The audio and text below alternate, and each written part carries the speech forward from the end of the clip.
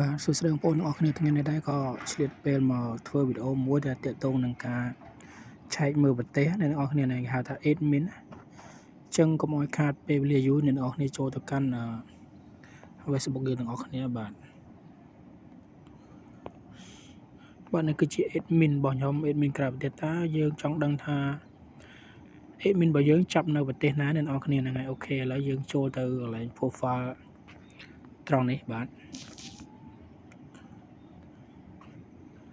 ពេលដែលយើងជិះជួមដល់នេះអ្នកនរគ្នាចូលទៅតាមផ្លូវកាត់ឲ្យលឿនអូខេទាំងអ្នកនរគ្នាជិះទៅកន្លែងពាក្យកងចាក់នេះមកបាទ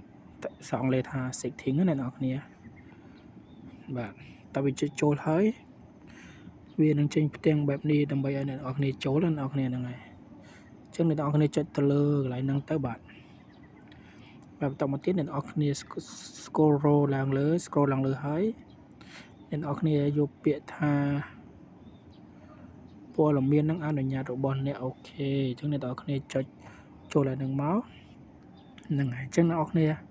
ចុចពាក្យមួយទៀតដែលមានឈ្មោះថាចូលមើល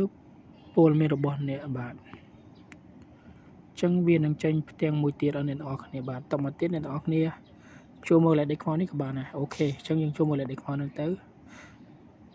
គេប្រាប់ថាព័ត៌មានដែលអ្នកបានចោះកំណត់ហេតុអូខេអញ្ចឹងយើងចង់ដឹងថាវាចាប់នៅប្រទេសណាអ្នកនរគ្នាហ្នឹងបាទអញ្ចឹងយើងចុចកន្លែងទីតាំងចម្លងនេះមកអ្នកនរគ្នាបាទអញ្ចឹងខ្ញុំសូមគួរឲ្យយល់សិនបាទអូខេជាបន្តមកទៀតវានឹងចេញប្រទេសអូខេអញ្ចឹងសម្រាប់ admin របស់ខ្ញុំគឺខ្ញុំដាក់នៅប្រទេសថៃអ្នកនរគ្នាអញ្ចឹងប្រទេសថៃបាទប្រទេសថៃយើងអាចមានសិទ្ធិរកលុយជាមួយនឹង Facebook Page បានបាទអញ្ចឹងសម្រាប់វីដេអូនេះដែរបើសិនជាបងប្អូនមានចម្ងល់បងប្អូនអាច comment មកបានបាទអញ្ចឹងវីដេអូនេះដែរគឺសម្រាប់បងប្អូនដែលថ្មីបើសិនជាមេដែលគាត់ចេះហើយឃើញវីដេអូរបស់ខ្ញុំវាអាច